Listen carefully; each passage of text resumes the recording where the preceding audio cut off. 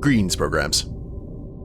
My name is Wretch, and I'd like to welcome you to Dagon. Now, this is an interactive retelling of one of H.P. Lovecraft's most infamous short stories. And if you followed the channel for any amount of time, you know that I'm a big fan of the world of the Cthulhu Mythos, and this has been getting a lot of really good reviews on Steam. It's actually free to play. I have a link down in the description below. So let's go ahead and jump into this and see what Dagon holds in store for us. Dagon is a faithful interactive adaptation of H.P. Lovecraft's work, focused on story and atmosphere. You will not find difficult choices, action sequences, or inventory management here, and movement is limited to progressing through locations along with the plot. I am writing this under an appreciable mental strain, since by tonight I shall be no more. During the game, you will encounter interactive elements. Some of them will allow you to continue your journey, others reveal interesting facts about the original short story, its historical background, and the author. Some of the trivia is hidden. In order to find these secrets, focus your eyes and look for the Elder sign. You can also access all of the found facts later. They will be available on the main menu. Okay, so question mark.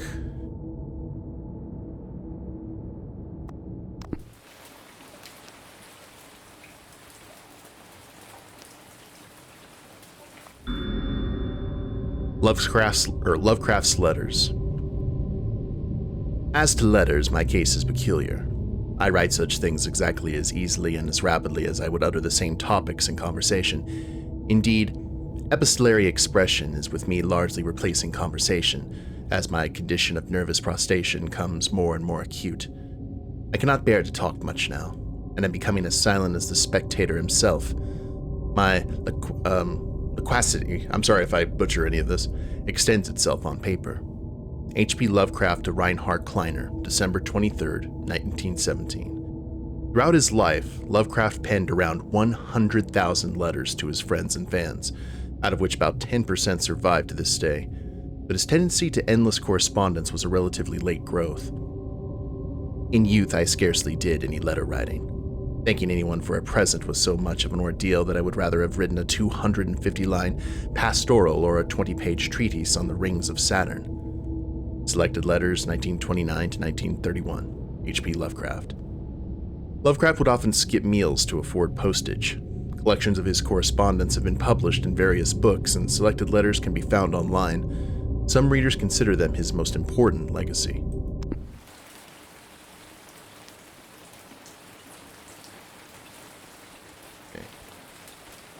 Food and sardines. I want to check everything else, but it looks like there's just one place to go. Penniless, and at the end of my supply of the drug which alone makes life endurable, I can bear the torture no longer, and shall cast myself from this garret window into the squalid street below. Do not think from my slavery to morphine that I am a weakling or a degenerate. When you have read these hastily scrawled pages, you may guess, though never fully realize, why it is that I must have forgetfulness or death. Okay, I'm going to go ahead and lower the voiceover just a little bit, just take the edge off. I'm already liking the atmosphere.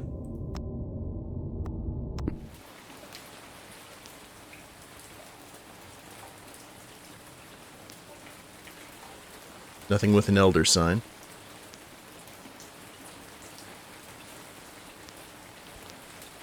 Oh, never mind.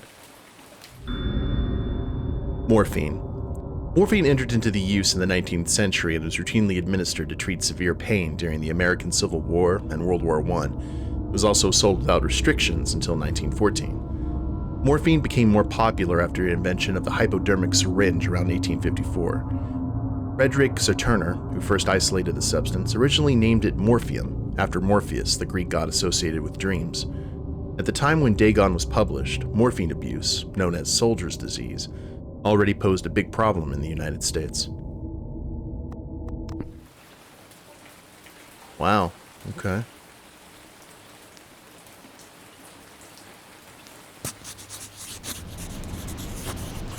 It was in one of the most open and least frequented parts of the broad Pacific that the packet of which I was supercargo fell a victim to the German sea raider. Oh, that's not good.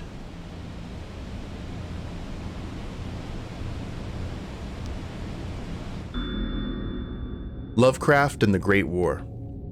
Dagon was written around a month after the United States entered World War I. Lovecraft was actively interested in its course. He composed many poems in which he gave encouragement to soldiers and commented on the events unfolding in Europe. He tried to enlist in the army, which he mentions in one of the letters to Reinhard Kleiner. Some time ago, impressed by my entire uselessness in the world, I resolved to attempt enlistment despite my almost invalid condition. I argued that if I chose a regiment soon to depart for France, my sheer nervous force, which is not inconsiderable, might sustain me till a bullet or a piece of shrapnel could more conclusively and effectively dispose of me. Letters to Reinhard Kleiner, H.P. Lovecraft. But even though he passed the physical exam, his mother prevented him from going to the war. She has threatened to go to any lengths, legal or otherwise, if I do not reveal all the ills which unfit me for the army. I am Providence, The Life and Times of H.P. Lovecraft, S.D. Joshi. Yes, Moonian, it's like an interactive short story.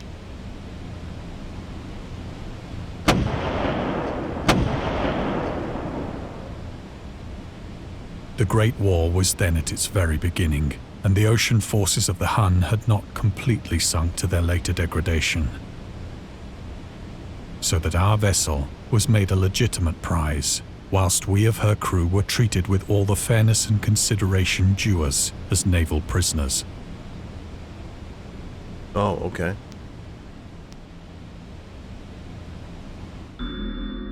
The Huns. The Huns were Central Asian nomads who established a dominion in Europe and invaded the Roman Empire in the 5th century AD. They were known as brutal, deadly warriors, and masters of quick raids who also developed powerful composite bows, lassos, and early siege weapons. During World War I, the British used the word Hun as a synonym for the Germans, in order to emphasize their brutality. However, the term originated when the German Emperor Wilhelm II gave a speech to his troops on the 27th of July 1900 before they embarked to China. Should you encounter the enemy, he will be defeated. No quarter will be given. Prisoners will not be taken. Whoever falls into your hands is forfeited. Just as 1,000 years ago the Huns under their king Attila made a name for themselves, one that even today makes them seem mighty in history and legend, may the name German be affirmed by you in such a way in China that no Chinese will ever again dare to look cross-eyed at a German. The refusal to take prisoners was a clear breach of the laws and customs of war adopted during the First Hague Convention of 1899.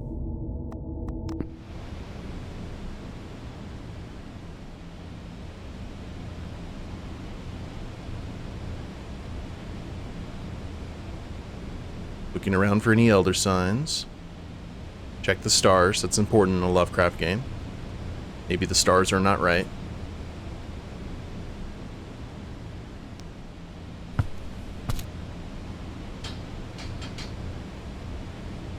So liberal, indeed, was the discipline of our captors, that 5 days after we were taken, I managed to escape alone in a small boat with water and provisions for a good length of time.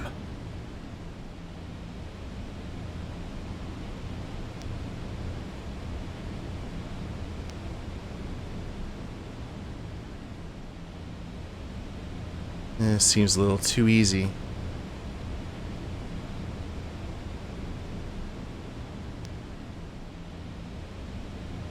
Okay, nothing on the boat to see with our sight. Well, let's go.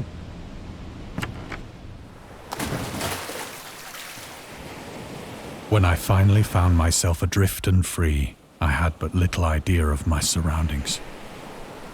Never a competent navigator, I could only guess vaguely by the sun and stars that I was somewhat south of the equator.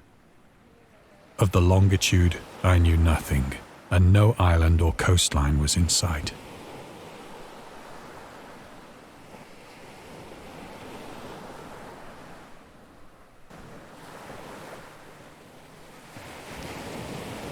Okay.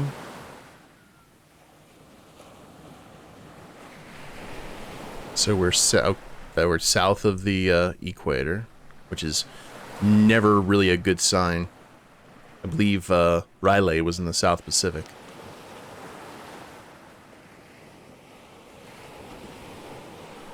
I hear like a slight moan in the background, which is disconcerting.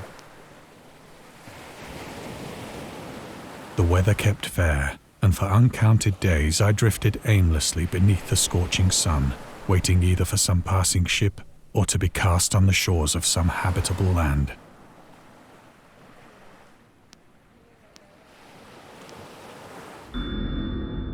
The Return to Short Stories. Dagon was written in July 1917 and first published in 1919 in The Vagrant, an amateur magazine focused on the supernatural. The story is the first of his stories that introduced an element from the Cthulhu Mythos, Dagon itself. A pagan cult worshipping Dagon later appears in The Shadow over Innsmouth, one of Lovecraft's most popular works. 1917 is also the year when he wrote The Tomb, a story about Jervis Dudley, a daydreamer who discovers a mysterious mausoleum in the woods by his house and becomes obsessed with it. These two works marked Lovecraft's return to short story writing after he burned most of his attempts at the genre 9 years prior and decided to concentrate on poetry. Lovecraft stated that it was his friend, William Paul Cook, a literary writer, publisher, and critic, who convinced him to start writing weird fiction again.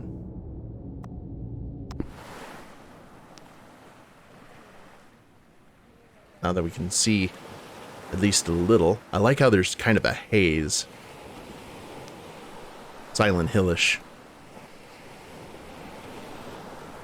But neither ship nor land appeared, and I began to despair in my solitude upon the heaving vastness of unbroken blue. Not supposed to stare directly at the sun. The change happened whilst I slept. Its details I shall never know.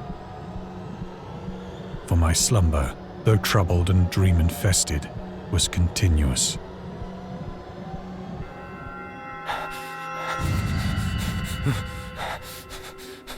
Hi.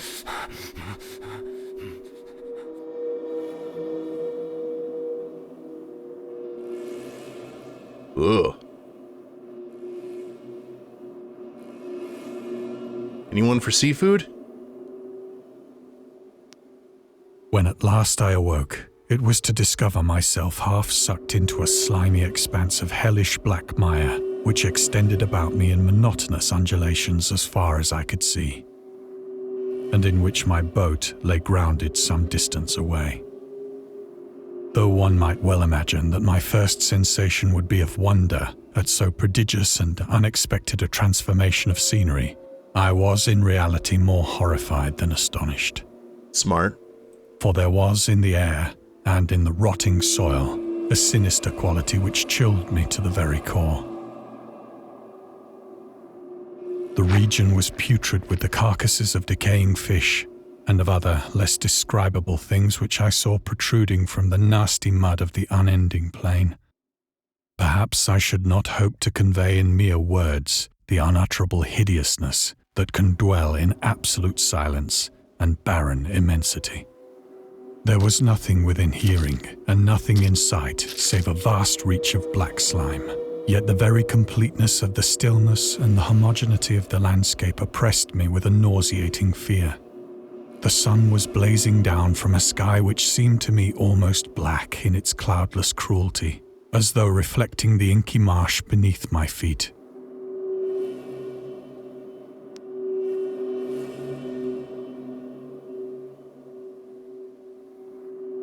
Ugh. Oh. The Origins of Dagon. Dagon seems to be inspired by Fishhead, a short novel by Irvin S. Cobb about unnatural affinities between a hybrid idiot and the strange fish of an isolated lake. Supernatural horror in literature, H.P. Lovecraft. And Lovecraft's dream about a strange island emerging from the ocean and him crawling in the ooze that covered its surface. I dreamed that whole hideous crawl, and can yet feel the ooze sucking me down. In Defense of Dagon, H.P. Lovecraft. Lovecraft's interest in the topic stemmed from his aversion to fish and sea smells. In his own words, "I have hated fish and feared the sea and everything connected with it since I was 2 years old, but I cannot recall what earlier experience gave me such a profound and lasting aversion to the sea and seafood." The Dweller in Darkness, Lovecraft, 1927, Donald Wandre.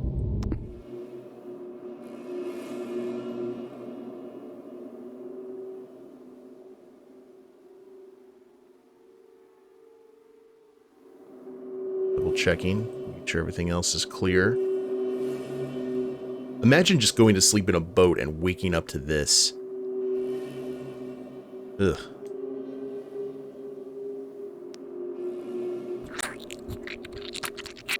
Watch your step. As I crawled into the stranded boat, I realized that only one theory could explain my position. Through some unprecedented volcanic upheaval, a portion of the ocean floor must have been thrown to the surface, exposing regions for which innumerable millions of years had lain hidden under unfathomable watery depths. So great was the extent of the new land which had risen beneath me that I could not detect the faintest noise of the surging ocean, straining my ears as I might. Nor were there any seafowl to prey upon the dead things.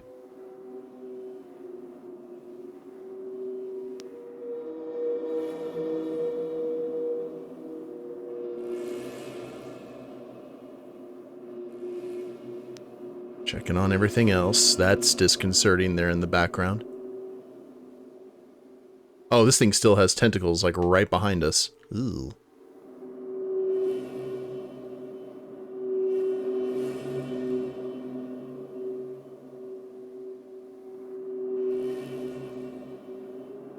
This game's got some great atmosphere for Lovecraft. I think the last thing I saw that was comparable was the game The Shore. For several hours I sat thinking or brooding in the boat, which lay upon its side and afforded a slight shade as the sun moved across the heavens. As the day progressed, the ground lost some of its stickiness and seemed likely to dry sufficiently for traveling purposes in a short time. That night I slept but little, and the next day I made for myself a pack containing food and water, preparatory to an overland journey in search of the vanished sea and possible rescue. I think only exhaustion would let me sleep in this kind of environment.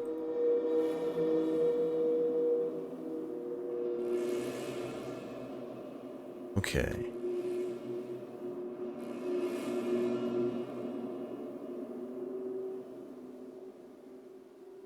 Dead fish.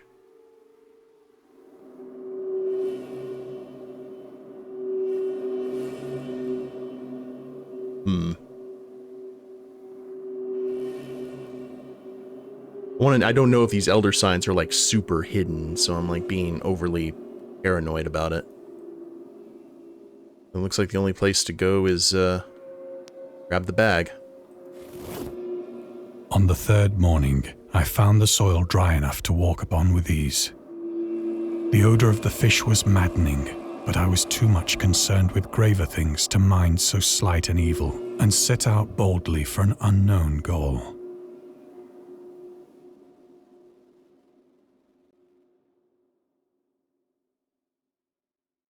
Maybe the elder sign only appears on like man-made things. It's a possibility.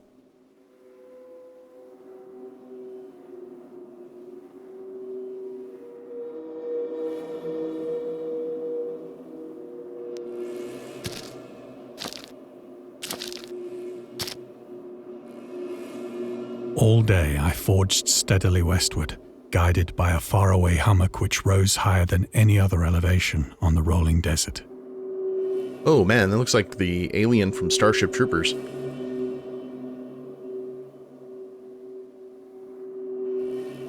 A nasty planet. A bug planet.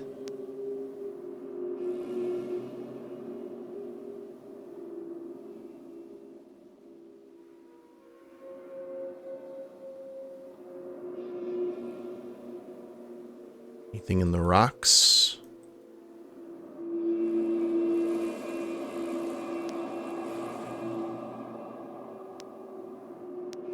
All right.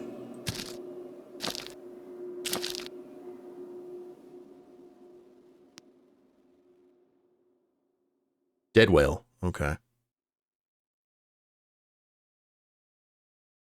I mean, at least we see something familiar. Kind of bad when you can have to take solace in something so sad.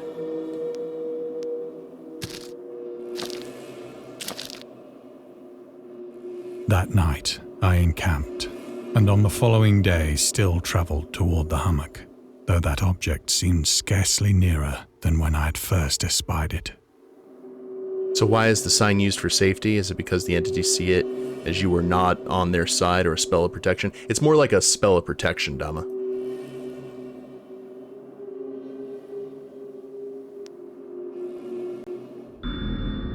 The horrors of the ocean.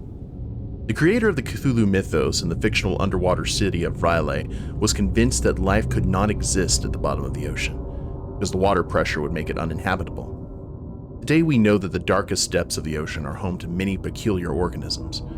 The deepest dwelling fish we have discovered so far, the Mariana snailfish, can live about 8,000 meters, more than 26,000 feet below the ocean's surface, in never-ending darkness and at hellishly crushing pressures, hundreds of times stronger than those found at sea level. Upon glancing at the modern photos of deep-sea creatures, such as the anglerfish, the fangtooth, or the viperfish, and their truly Lovecraftian characteristics, it's hard not to find some irony in this.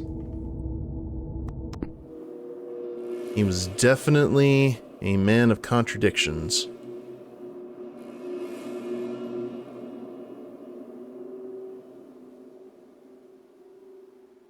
That is for sure.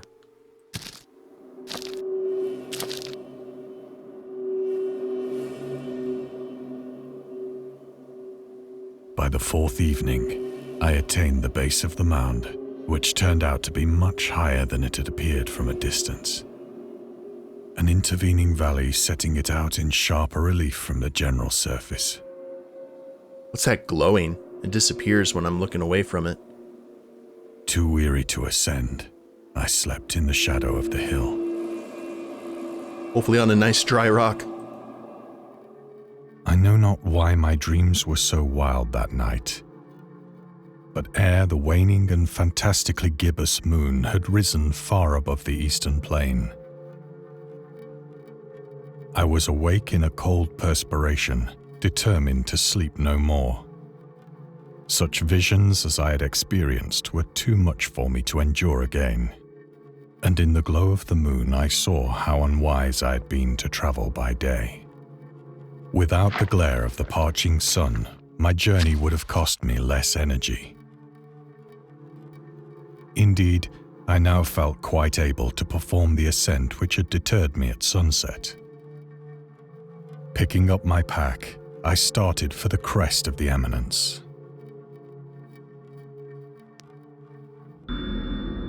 The Loner. Contrary to popular opinion, Lovecraft was not an ever-frowning, eccentric, grumpy loner. He considered himself to be a person who appreciated humor. Moreover, he would often meet with friends in his apartment or at various cafes in Brooklyn and Manhattan. At times, his social life was so intensive, his work would suffer for months. There was a point when he finally decided he needed to put an end to daily meetings and loitering in New York cafeterias and resorted to hiding at home and reading with the main room light turned off, pretending he wasn't there whenever a friend knocked on his door. He also had another method of deterring his guest, which involved greeting them in a bathrobe, with an unmade bed visible in the background and piles of papers scattered across the floor.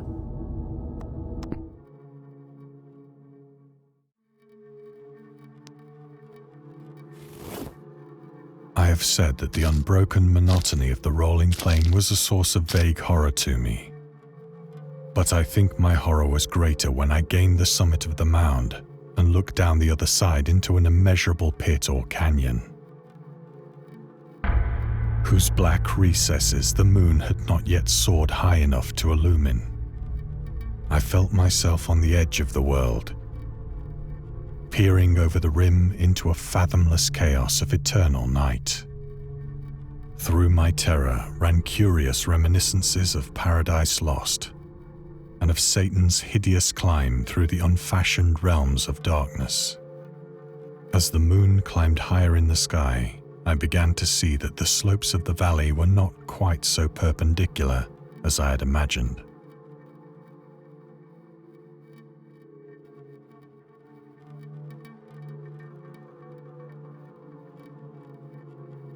Just look over the edge. Okay. Ledges and outcroppings of rock afforded fairly easy footholds for a descent, whilst after a drop of only a few hundred feet, the declivity became very gradual. Great job on the voice acting here. Also.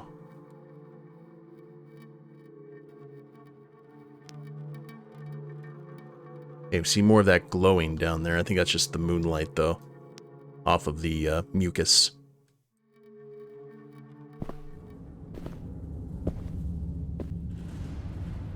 Urged on by an impulse which I cannot definitely analyze, I scrambled with difficulty down the rocks and stood on the gentler slope beneath. That is a monolith. Gazing into the Stygian deeps, where no light had yet penetrated.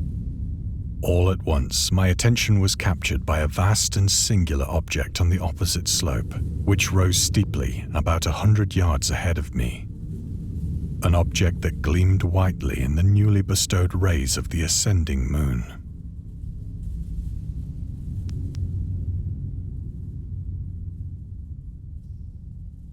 Okay.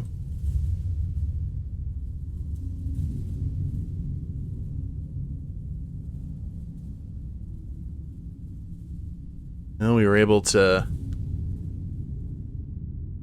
at least make it down from the summit.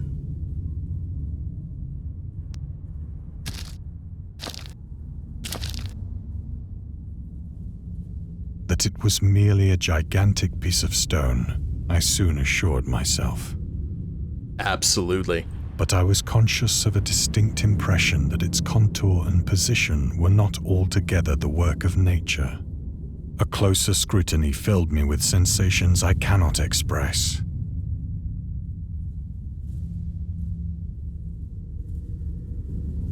Kind of makes you wonder if the monolith from 2001 was inspired by this.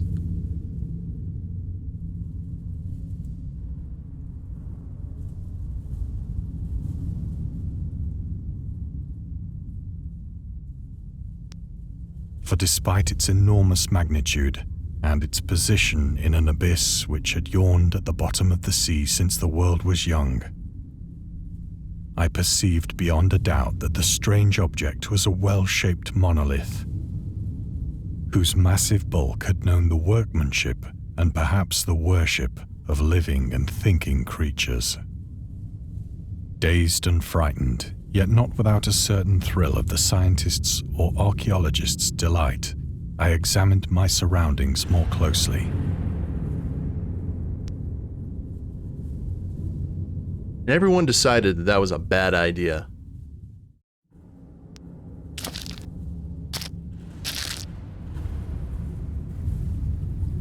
The moon, now near the zenith, shone weirdly and vividly above the towering steeps that hemmed in the chasm, and revealed the fact that a far-flung body of water flowed at the bottom, winding out of sight in both directions and almost lapping my feet as I stood on the slope. Across the chasm, the wavelets washed the base of the Cyclopean monolith, on whose surface I could now trace both inscriptions and crude sculptures.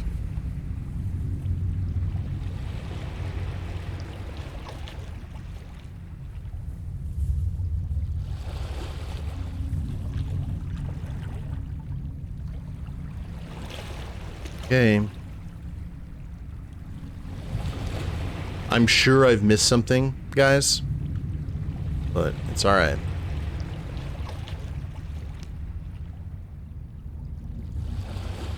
The writing was in a system of hieroglyphics unknown to me and unlike anything I'd ever seen in books, consisting for the most part of conventionalized aquatic symbols such as fishes, eels, octopi, crustaceans, mollusks, whales, and the like. Several characters obviously represented marine things which are unknown to the modern world, but whose decomposing forms I had observed on the ocean-risen plain. It was the pictorial carving, however, that did most to hold me spellbound.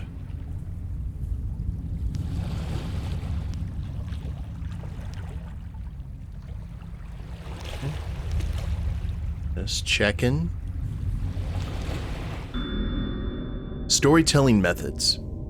Dagon contains many themes and storytelling methods that Lovecraft developed in his later work, such as telling the story through carvings at the Mountains of Madness and the Nameless City, journals and character notes, the Shadow Out of Time, the Haunter of the Dark, islands emerging from the ocean, the Call of Cthulhu, or fictional beings and deities based on real events and mythologies, Migo and the Whisperer of the Darkness. It also considered the origin of the popular Cthulhu Mythos. Some of Lovecraft's other stories also conclude in a manner similar to Dagon, but let's skip the details in order not to spoil the ending. Because, Dagon, first time I ever heard that name was, in, Bible study and stuff growing up, in, Sunday school. Because Dagon was a god, a fish-based god, that the Philistines worshipped, and when they stole the Ark of the Covenant from the Israelites, they had the Ark in front of a altar or a giant statue to Dagon, and when the priest came back the next morning, the statue had tipped over and shattered. And then they gave the Ark back because they thought that the Ark was cursing them. So that's the first time I was aware of Dagon, so it being kind of water-based here in Lovecraft's work is not at all out of the ordinary.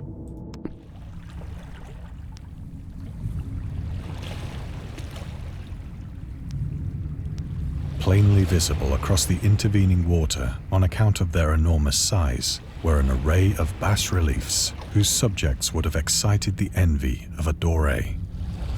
I think that these things were supposed to depict men, at least a certain sort of men. Though the creatures were shown disporting like fishes in the waters of some marine grotto. Ugh, sirens. Or paying homage at some monolithic shrine which appeared to be under the waves as well.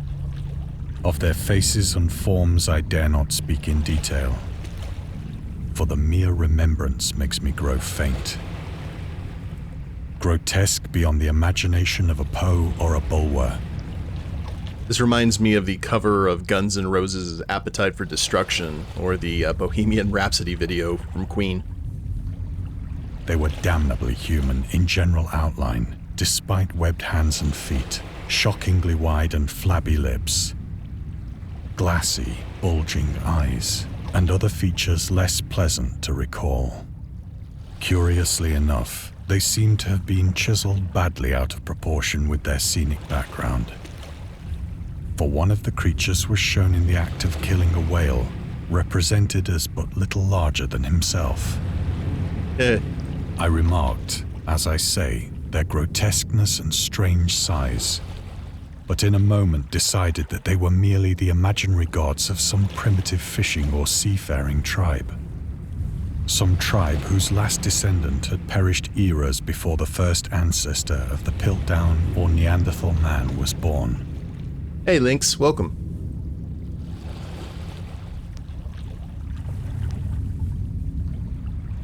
So about the size of a humpback whale or blue whale, that makes sense.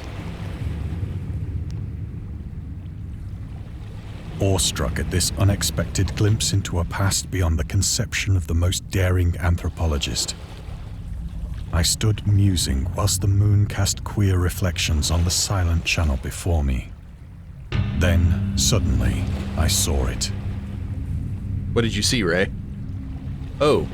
With only a slight churning to mark its rise to the surface, the thing slid into view above the dark waters. Vast, Polyphemus-like and loathsome, it darted like a stupendous monster of nightmares to the monolith, about which it flung its gigantic scaly arms, the while it bowed its hideous head and gave vent to certain measured sounds.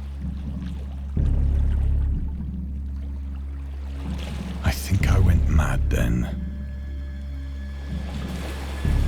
Of my frantic ascent of the slope and cliff, and of my delirious journey back to the stranded boat, I remember little.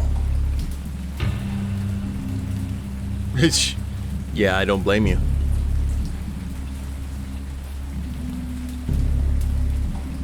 Okay.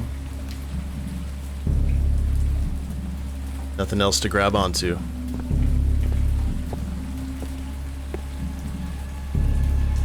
I believe I sang a great deal and laughed oddly when I was unable to sing.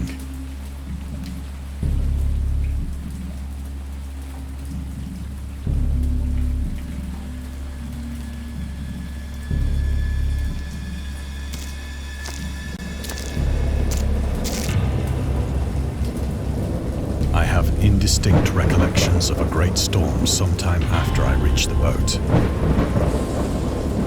At any rate, I know that I heard pearls of thunder and other tones which nature utters only in her wildest moods. See if we can find anything. Oh, never mind.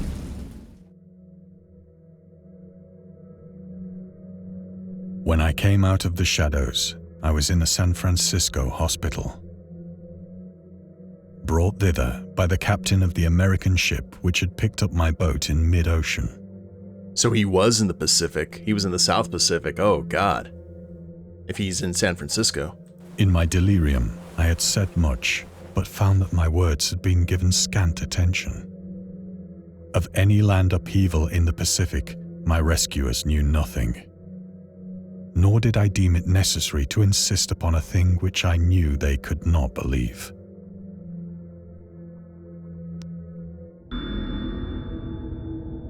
In Defense of Dagon. In 1921, Lovecraft released a series of 3 essays: The Defense Reopens, The Defense Remains Open, and Final Words, later published as a collection titled In Defense of Dagon, in which he rebuked a series of criticisms directed at his works. Some notable quotes: "I paint what I dream, and will let the public settle the rest among themselves." Mr. Monday asks the raison d'etre of Dagon. I will give it, purely and simply to reproduce a mood. Its object is the simplest in all art: portrayal. The physical horrors of war, no matter how extreme and unprecedented, hardly have a bearing on the entirely different realm of supernatural terror. Ghosts are still ghosts. The mind can get more thrills from unrealities than from realities. In the essays, Lovecraft touches upon the topics of atheism, materialism, quest for truth, and the love of science.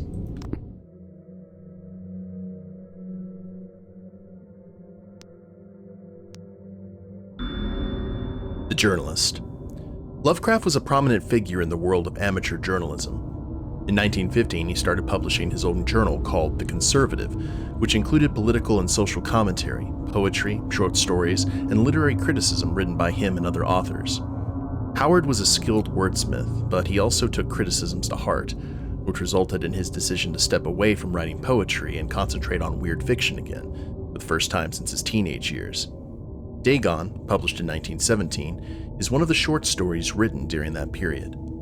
In this example excerpt from The Conservative, the master of horror fiction explains his attitude towards warfare and the idea of world peace.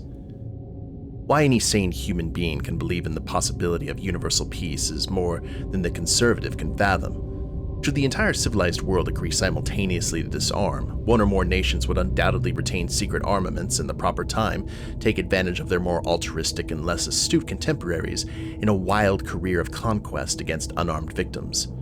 No country is or ever can be above warfare, until the basic impulses of the human animal shall have miraculously changed.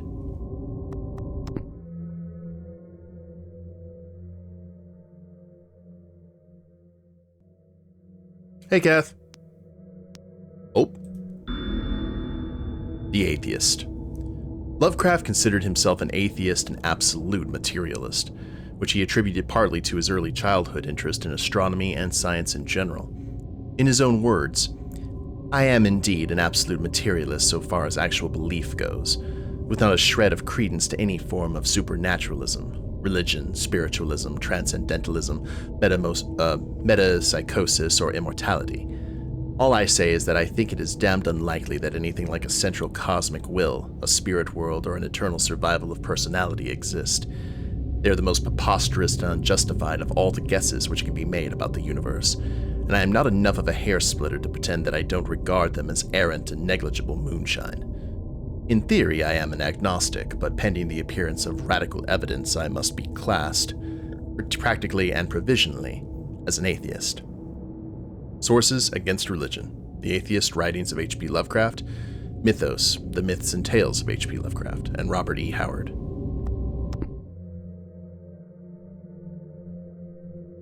Yeah, I think that may be all the hidden lore.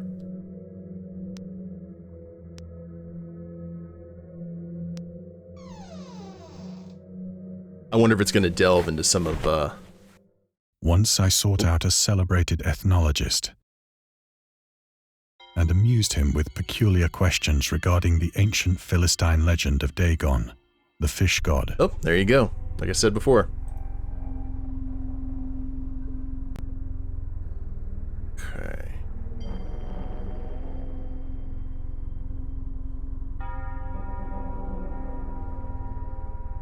Checking for elder sign.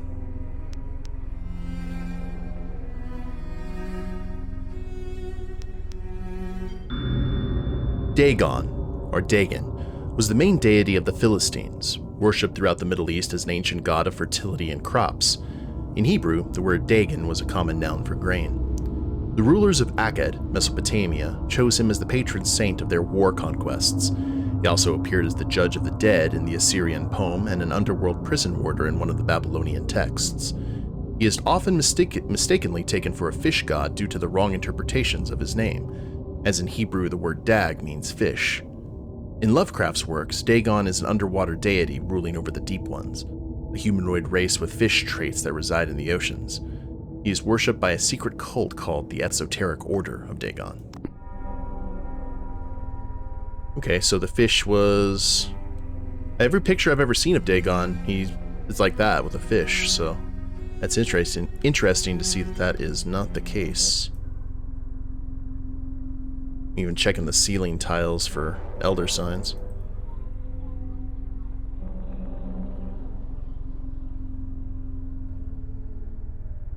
I think we may be good though.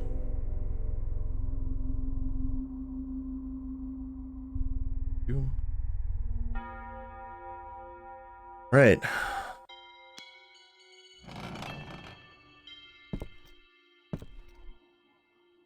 But soon perceiving that he was hopelessly conventional, I did not press my inquiries. Why would you have a copy of the Necronomicon right here and easy to access? Can we not? The Marketer. Lovecraft's attempts to find a job in 1925 were influenced by advice he received from friends. Among others, he started freelancing for a marketing magazine, where he would write announcements and commercials. Feel free to judge his copywriting skills for yourself. From an ad for Curtis Woodwork. Curtis Woodwork embraces both the usual structural units and the cleverest contrivances of built-in or permanent furniture, such as bookcases, dressers, buffets, and cupboards. Every model is conceived and created with the purest art, ripest scholarship, and mellowest craftsmanship which energetic enterprise can command, and made to conform rigidly to the architecture of each particular type of home. The cost, considering the quality, is amazingly low. And a trademark on the individual pieces prevents any substitution by careless contractors. Yeah, probably not marketed to the common man of the time.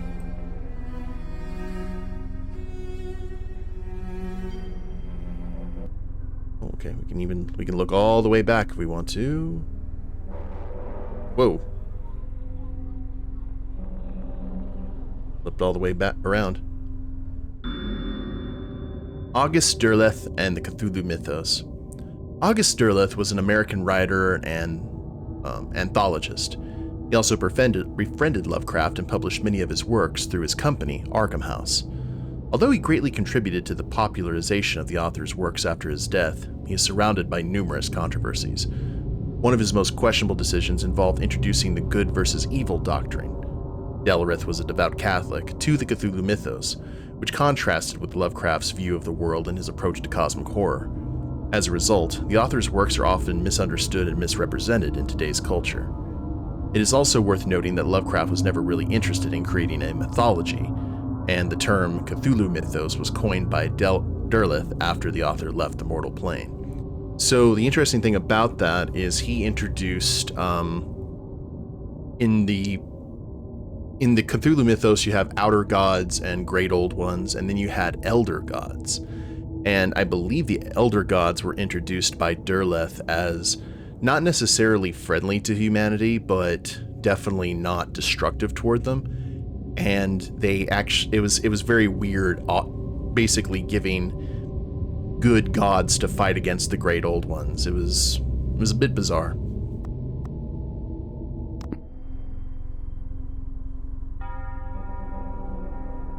Okay. Well, we'll assume that Necronomicon is just left there on accident, or maybe like one of the ones that you can get at like a modern bookstore. Ooh, that just flashes right back, doesn't it? That's kind of creepy.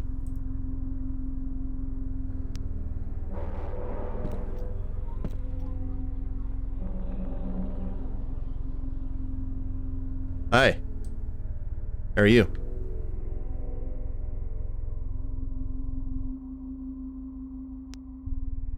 Hey, what are we looking at here? Interesting.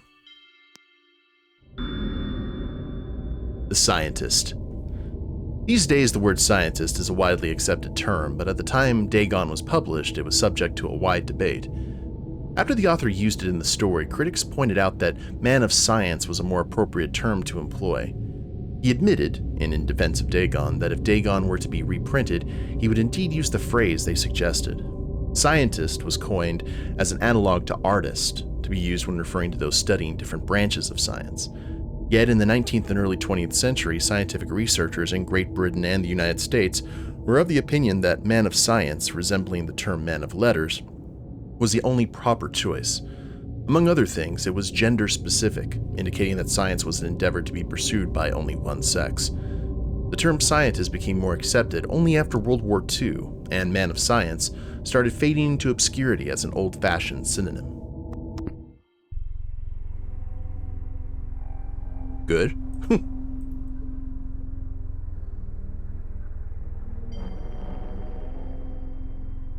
Yeah, I guess that the only thing that we had there was that hidden.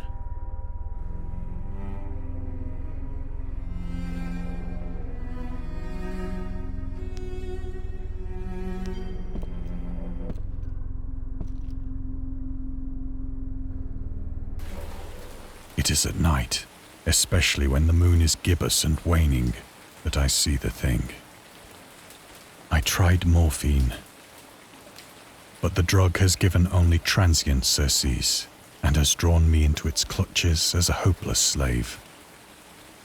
So now I am to end it all, having written a full account for the information or the contemptuous amusement of my fellow men.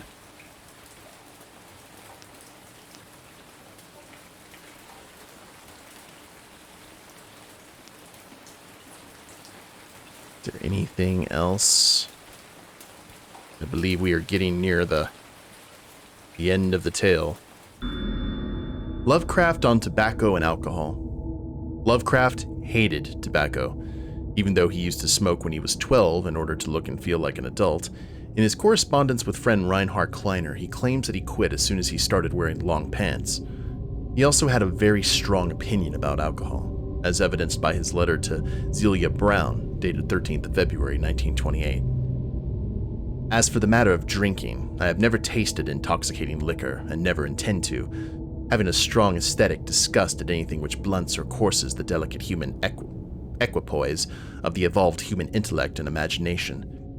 Drinking excited my personal repugnance, hence I don't drink. Let the herd do what they will. I am rather in favor of prohibition, the prohibition of any one antisocial force as well as of any other. Source: The Spirit of Revision. Lovecraft's Letters to Zelia Brown, Reed Bishop.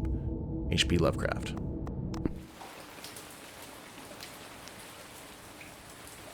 I like the wallpaper.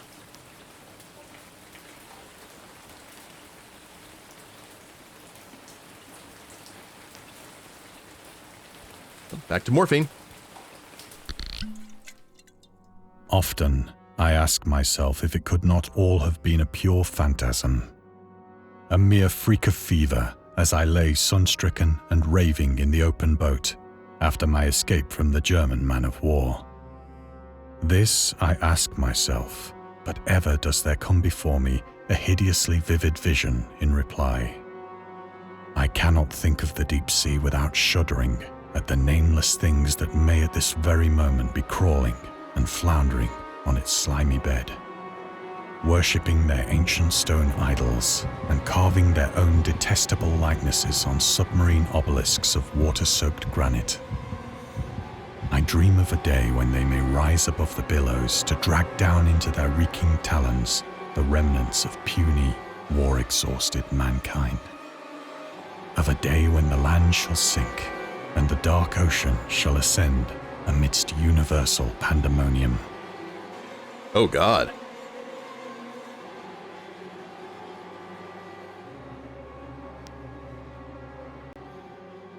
Imagine how different Harry Potter would be if they went to Dagon Alley on accident. I think I would have liked the movie a bit more. Okay, Lady Liberty.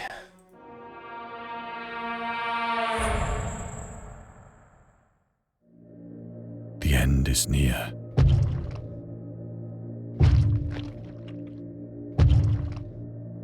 Oh, we have the door barred.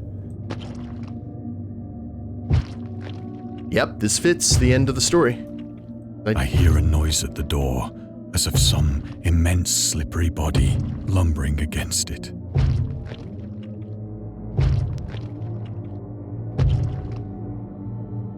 Can we not?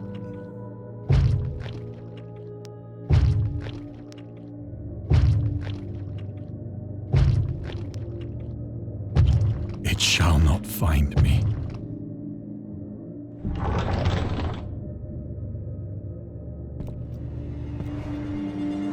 God, that hand!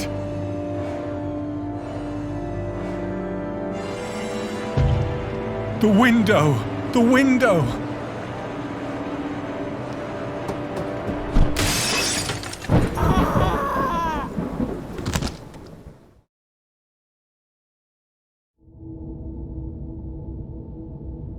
And that is exactly how that short story ends, too. Now, that's not the only one of Lovecraft's stories that end like this. Thank you for playing. We hope you enjoyed immersing yourself in our little pool of cosmic horror. We would appreciate it if you took a moment to rate Dagon and check out our other games and DLCs. Alright, I have to say that this was pretty cool. I dug it. It's a short story, but the visual aspect and being able to like walk through the scenes and everything created an awesome feeling of immersion. And I think this would be great if they did this with other Lovecraft stories like Call of Cthulhu or Shadow over Innsmouth. It's like, oh, that'd be incredible, actually. But yeah, this is a free game right now on Steam, guys. I have the description in the link below if you want to try it out yourself.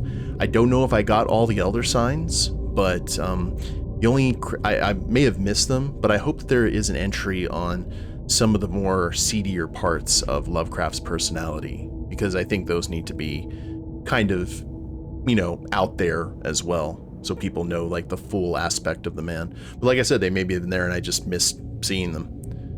But that was a cool walk through one of his most classic and well-known short stories, the one that basically started it all. But I do want to thank you guys very much for watching. If you haven't followed the Twitch channel, please do so. I try and stream on Tuesdays, Thursdays, and Saturdays with random times in between.